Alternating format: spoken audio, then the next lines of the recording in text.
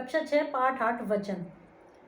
ऊपर दिए गए चित्रों हम पहले पढ़ते हैं। पुस्तक पुस्तकें, तितली तितलियाँ। ऊपर दिए गए चित्रों और शब्दों को आपने पढ़ा और जाना कि पुस्तक और तितली शब्द के एक होने का मतलब वस्तु के जो ये शब्द हैं वस्तु के एक होने का बोध करा रहे हैं, जबकि पुस्तकें और तितलियाँ इन वस्तुओं का के अनेक होने का बोध करा रहे हैं। तो इसी को वचन कहते हैं। जिस शब्द के जिस रूप से उसके एक या अनेक होने का बोध हो उसको वचन कहते हैं। वचन दो प्रकार के होते हैं, एक वचन और बहुवचन। एक वचन शब्द के जिस रूप से व्यक्ति वस्तु के एक होने का बोध होता है उसे एक वचन कहते हैं, जैसे घड़ी, गाय। बहुवचन शब्द के जिस रूप से उसके दो या दो से अधिक व्यक्ति और वस्तुओं का बोध होता है उसे बहुवचन कहते हैं, जैसे घड़ियाँ, गायें। बिंदी लग गई और मात्रा आ गई। वचन की पहचान। वचन की पहचान संज्ञा, सर्वनाम तथा क्रिया शब्दों से होती है। जैसे बिल्ली दूध पी रही है, बिल्लियाँ दूध पी रही हैं। अब देखिए विकारी और अविकारी हमने पिछले चैप्टर में पढ़ा, आगे भी उसके बारे में जानेंगे। बिल्ली जो है विकारी शब्द है क्योंकि उसका बिल्लियाँ हो गया। दूध जो है वो अविकारी शब्द है, वो दूध ही रहा।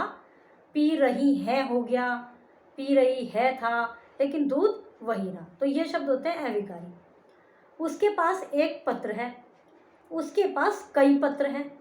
जो पत्र है वो अविकारी है और उसके भी अविकारी है, उसके भी यही रहा।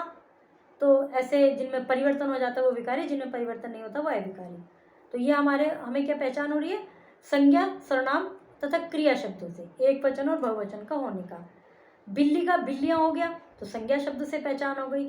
सर्वनाम उसके के बजाय उसके का उनके होना चाहिए था। क्रिया शब्द मैं है में बिंदी लग गई, इस तरह से। सम्मान या आदर प्रकट करने के लिए हम एक वचन के स्थान पर बहुवचन का प्रयोग करते हैं। जैसे पिताजी नाश्ता कर रहे हैं, एक ही है पिताजी बट कर रहे हैं। पंडित जवाहरलाल नेहरू बच्चों से बहुत प्यार करते थे। कुछ शब्दों का प्रयोग हमेशा एक वचन में ही किया जाता है, जैसे सूरज, पानी, बारिश, धरती, सत्य, दूध, घी, वर्षा, आग, जनता। कुछ शब्दों का प्रयोग हमेशा बहुवचन में किया जाता है, जैसे आंसू, भी मेरे आंसू आ गए, तो बहुवचन में किया जाता है। हस्ताक्षर कर दिए क्या आपने? इस तरह से आंसू, हस्ताक्षर, होश, प्राण, दर्शन, लोक, समाचार। भाववाचक संज्ञा एक वचन में ही प्रयुक्त होती है, जैसे एकता में बहुशक्ति है और चारों ओर हरियाली छाई हुई है। अकारांत पुल्लिंग शब्दों के अंतिम आ को ए कर देने से। पुल्लिंग शब्द में अंतिम आ ए करने। कुत्ता कुत्ते, कपड़ा कपड़े, घोड़ा घोड़े, तोता तोते, बेटा बेटे, पंखा पंखे, ताला ताले, रास्ता रास्ते, लड़का लड़के, संतरा संतरे। अकारांत स्त्रीलिंग के अंत में ए को ए कर देने से। चादरें, आँख आँखें, नहर, ये स्त्रीलिंग शब्द है। चादर बिछाई क्या, ऐसे पता चलता है ना चादर स्त्रीलिंग है। नहर नहरें, गाय गायें, बात बातें, पुस्तक पुस्तकें, बूंद बूंदे, बहन बहनें, सड़क सड़कें, रात रातें। अकारांत स्त्रीलिंग शब्दों के अंत में आ को ए कर देने से, जैसे माता माताएं, कक्षा कक्षाएं, माला मालाएं, समस्या समस्याएं, महिला महिलाएं, सेना सेनाएं। इकारांत मात्रा वाला, इका मतलब वहाँ ए था, अकारांत तो आ, और इकारांत ई, तिथि तिथियाँ, ई को या कर देने पर। जाति जातियाँ, छवि छवियाँ, नीति नीतियाँ, रीति रीतियाँ, विधि विधियाँ, शक्ति शक्तियाँ, राशि राशियाँ, निधि निधियाँ। इकारांत स्त्रीलिंग शब्दों के अंत में ई, बड़ी ई को या कर देने पर। छोटी ई को भी या, बड़ी ई को भी या। नदी नदियाँ, गाड़ी गाड़ियाँ, गोटी गोटियाँ, सब्जी सखी सखियाँ, डाली डालियाँ, दवाई दवाइयाँ, सब्जी सब्जियाँ, रोटी रोटियाँ, थाली थालियाँ। या है अंत में तो उसको या कर देने पर।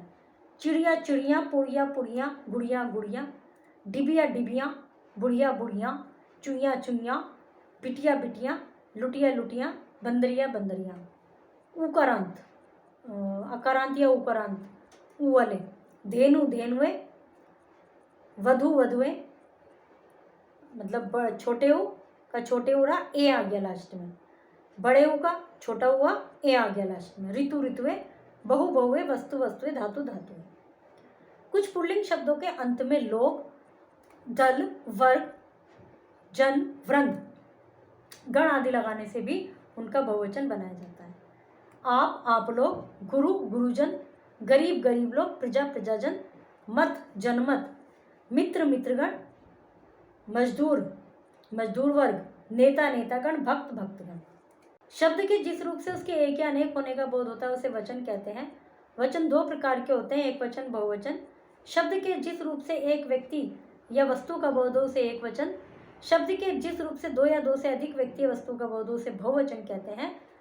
कुछ शब्द सदैव एक वचन में होते हैं, जैसे घी, वर्षा, आकाश, सूरज।